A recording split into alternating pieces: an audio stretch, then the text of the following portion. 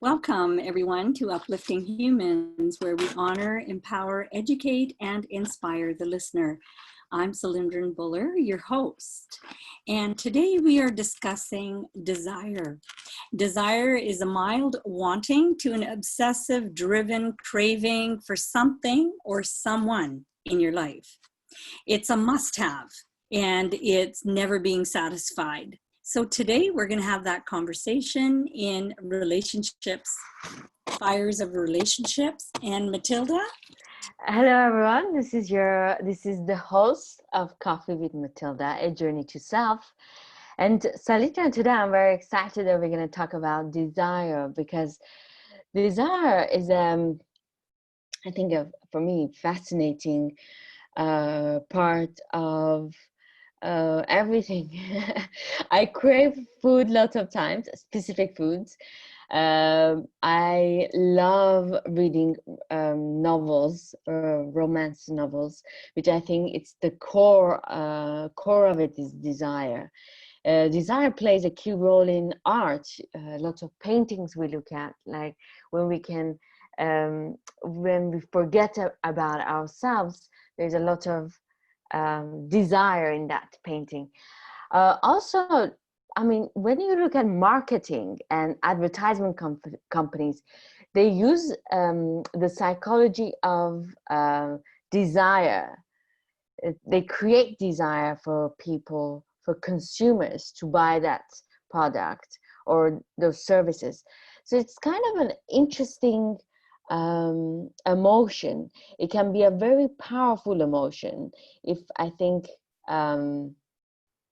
if it's touched correctly. And again, it's interesting, Matilda, because for me, a desire means something completely different. Desire, I feel, leaves an individual of no longer being free. Desire can actually control someone because you're constantly wanting or you're constantly desiring something. And so no matter what it is that you desire or want, there's always something more. So it's like the guy who wanted to become a millionaire. He became a millionaire and now he wants to be, a billionaire. And so the desire keeps one enslaved. It keeps you locked up in the control of always going ahead and coming from a place of hunger, of greed, of hoarding. It's never enough. It's never satisfying.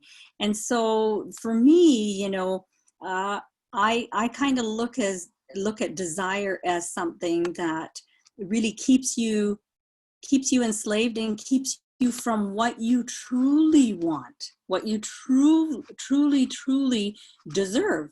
And there's an illusion, for our listening audience out there, there's definitely a main illusion that is happening when you are driven by desire or wanting.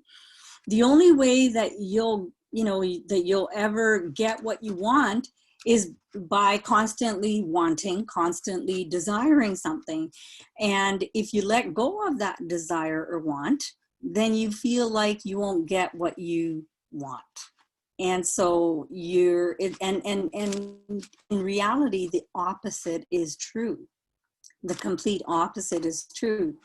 If you really, truly, feel like you want to create something in your life, that you have an intention of going out there and getting what it is that you feel that you've consciously made a choice of, well, that's completely different. There's a whole different way of doing that because you've consciously, clearly defined what your intention is, what your decision is, rather than coming from this endless search for wanting and needing, and it just keeps, whatever it is never enough. And so it's endless. So I don't know. Yes, the marketers out there, the marketing companies, they totally get you hooked into their little advertising and stuff like that. But truly and honestly, I don't think that that is how you achieve anything that you want.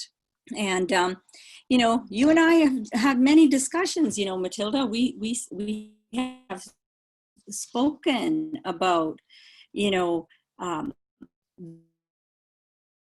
different levels of going ahead and actually coming to a point of being, right? We've discussed that in many, many shows and many, many levels. And so just to refresh your memory and to refresh the audience's memory, there's this thing called having, doing, and being.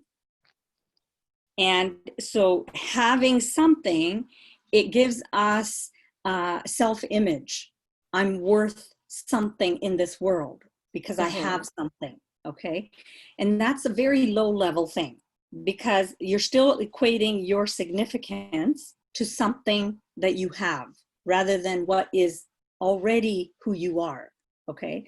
And then the next level is doing. And doing comes from what we do in this world is based on the value of how the world sees us, the value of how the world sees us. That's what the doing part of it is. And then, of course, the very last thing that we've discussed in detail in Fires of Relationships is being. And being is all about who you already are. Being is, you picture what kind of person you want to be, and you let go of your desires and wants because you already know it's a part of you. And being who you are in a relationship, right? Or being who you are as a person. If you go ahead and you envision and you fall in love with that, which is actually what is happening on the inside of you. So focus in on being rather than having and doing. Because if you focus in on being, the having and doing will just show up.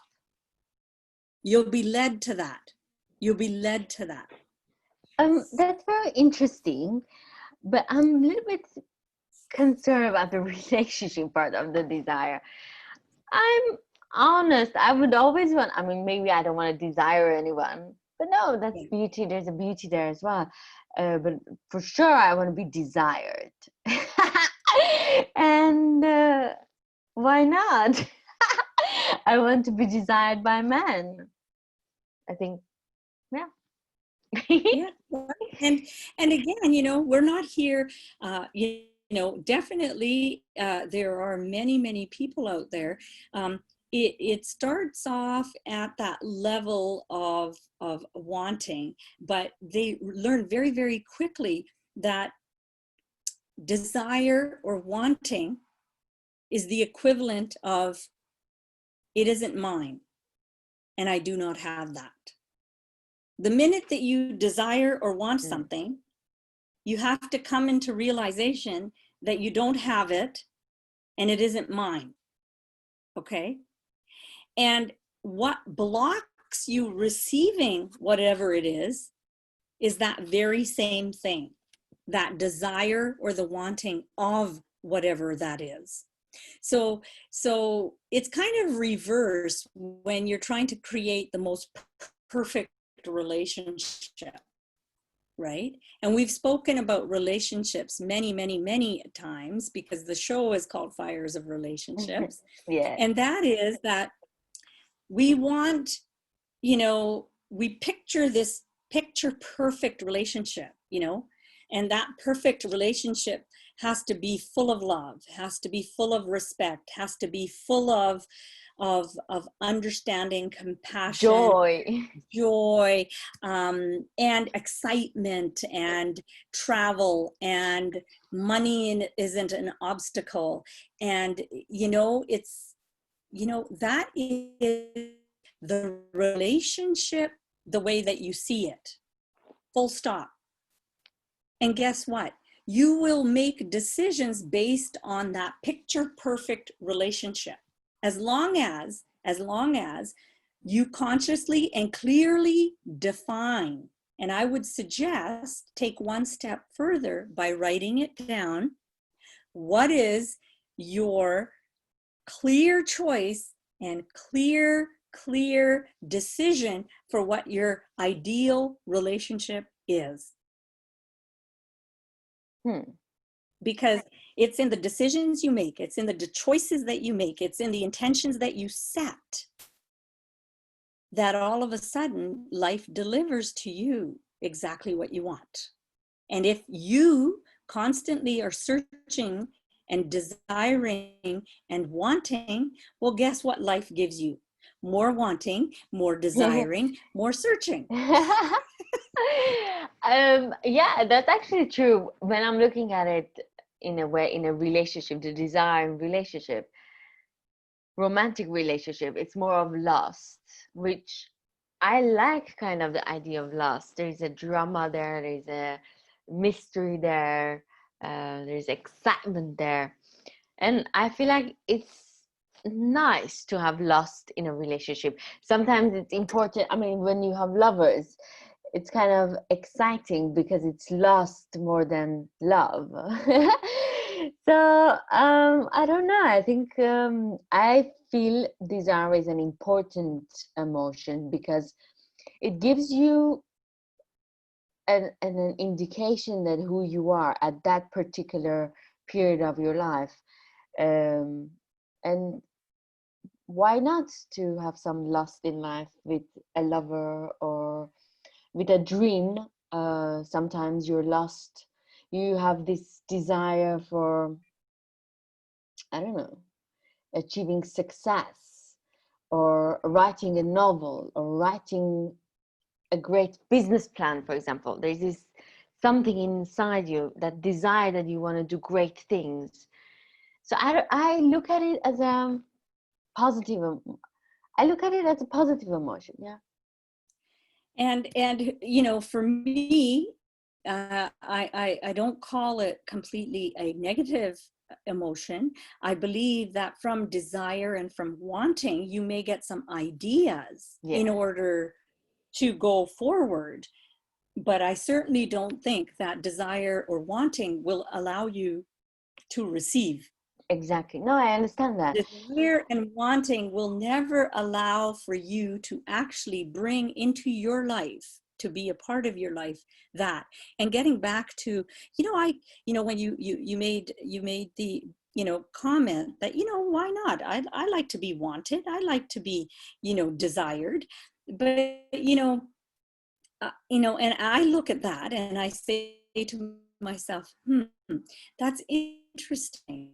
That, yes, for a very short moment, it flatters you, it compliments you that there is somebody who desires or wants you. However, once you go,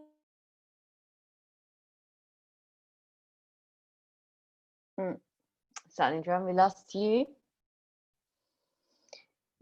Uh, let's see. How's the connection here? each other again. So, Salindra, you were frozen. Okay, so sorry. I know we've had poor connection this show. So we're trying to get through this show, another 15 minutes, and hopefully our internet connection won't be dropping. But, you know, it's a beautiful place momentarily to be wanted and to be desired. But in reality, you know, once you've accepted that and the flattery part of it is over, in actual fact, that isn't what really truly brings happiness to you. Happiness is Yeah, no, where someone is I actually, understand that desire doesn't yeah, bring happiness, but it brings excitement and it brings, some mystery there. And I think desire needs space, needs otherness, like a bridge to cross. So there's a beauty there, there's a dance there in desire, which can be very interesting. But I believe what desire can help you is to understand what you really like in life. So by maybe paying attention to your desires, you can it opens up the path where you have to work and what kind of goals you need to achieve. And then obviously, as you said, you need to be that, then want that, and to have wanted to have that, you need to leave that.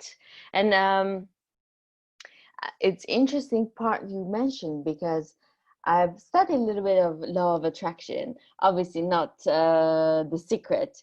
And in law of attraction was saying whatever you desire, you're not going to get it. You have to feel like you already have it, or you already are that human that you desire to be, and then you will receive it. So I understand that that desire feeling will block you from receiving it. They say, oh, if you want to, you're desiring to be successful, I don't know, businesswoman in my scenario, you need to act like you already are, and then you will receive it. That negative, so desire feeling can be negative in those areas, in that sense.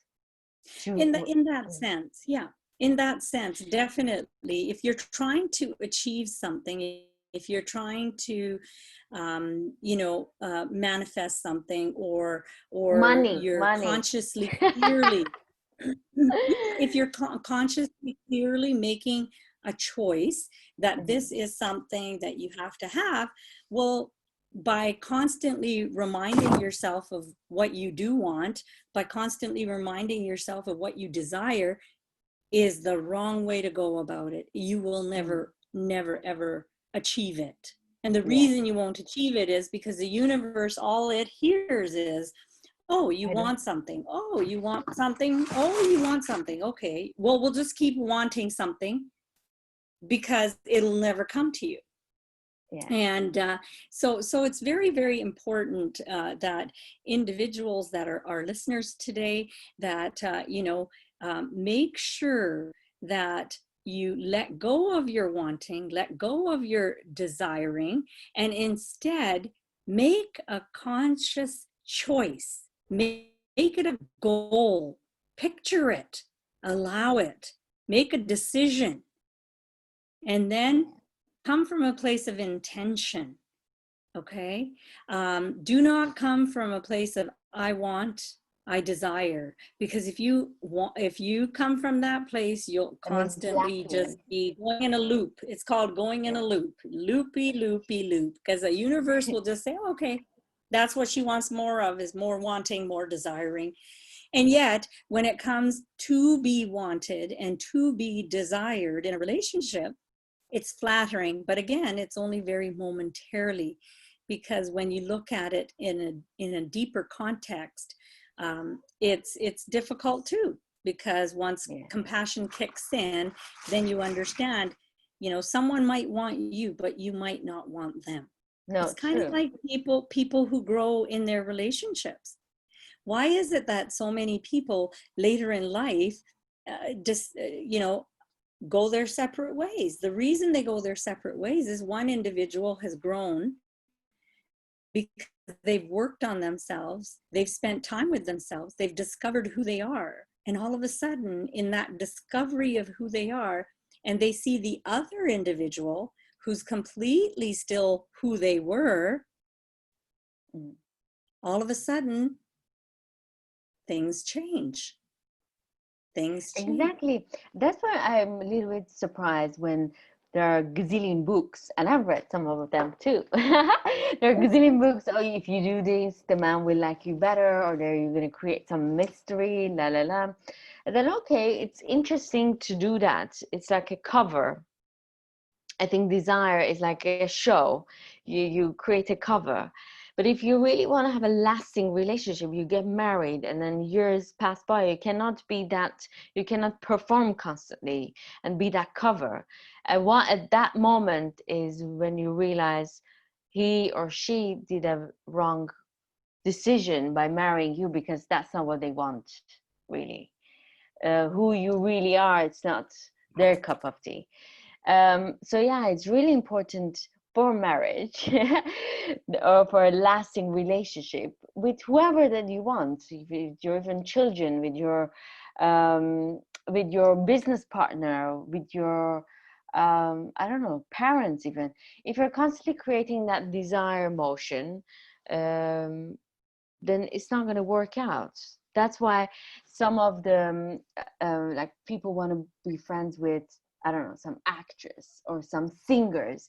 They create this desire to be desired, and then once they get to know the person really, that emotion is not there because it was a facade, to be honest. I'm reading Josephine, the wife of Napoleon Bonaparte, and it's been I knew about Napoleon, but never in details. So I'm learning my French history now. So it's a fascinating book because it talks about her desires in life, her desires, her ambition, and how she controlled Napoleon. She was the only human who controlled Napoleon. Napoleon was a very successful and, you know, he was the most powerful man in Europe at one point. But Josephine, the wife, was controlling him. So it's interesting that some tricks, if you learn, you can create that illusion. But do you want to, do you want to constantly be an actress or an actor? Or you really want to live your true self, and then desire is not going to work for you. At one point, you're going to get tired. Because, and let's face it, at some point, no matter who you are, the true colors of who you are do come to surface. Yes. Sometimes it takes longer, but who you are enters a room before you enter the room. True. Who you are will always come out. You can hide it. You can cover it, makeup it. That's right. That's why it's so beautiful. You know, they say that, you know, if you can see a woman in the morning, then you know who you're going to have in your life for the rest of your life, right? Because in the morning you are you. This is it. This is as good as it gets, right? And you know what? And there is absolutely nothing wrong, you know, there's absolutely nothing wrong to be who you are and be the best version of who you are. Because in being the best version of who you are, you will go ahead and you will create individuals and people that will come, they will be attracted to you naturally, not artificially. Exactly. And it will be something that you'll be comfortable with because this is who you are for the rest of your life. You've always been this. It's not like all of a sudden, you know, I'm sorry, I have to go put on, you know, whatever it is, maybe a wig, or maybe I don't even know what people do because I've always just been me. I don't know how to be anything but me. And yet, yes, I do know that marketing companies out there, they play on our emotions in order to sell product and services. And the key in learning how to navigate the times that we're going through right now, you know, I know that Matilda and we're having a special show next week, and it's our relationship with what is happening in the world right now, today, because it is history in the making.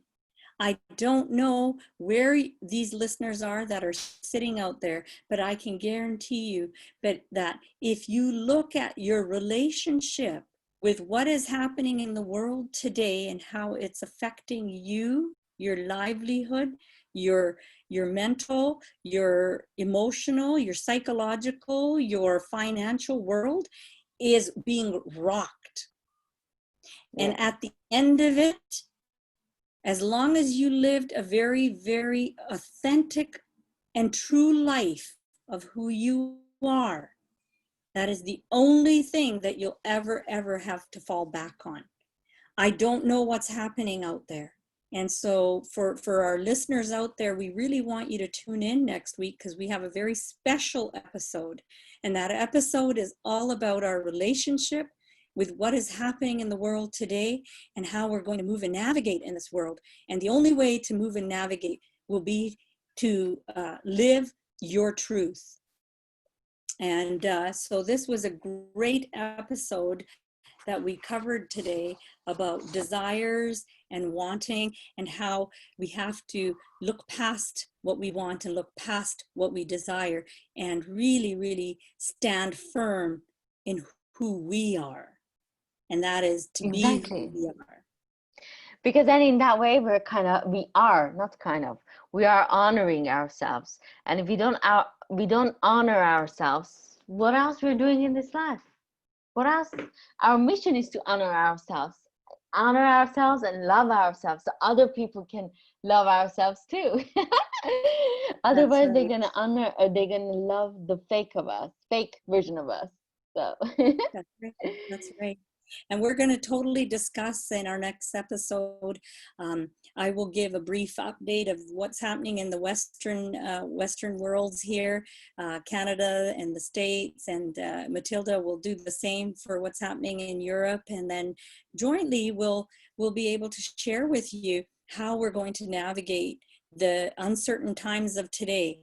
And so our fires of relationships and with what is going on in the world. So on that note, yes. I'm Cylindrin Buller, your host of Uplifting Humans, where we honor, inspire, And and meeting you next week. Yes, yes, Matilda.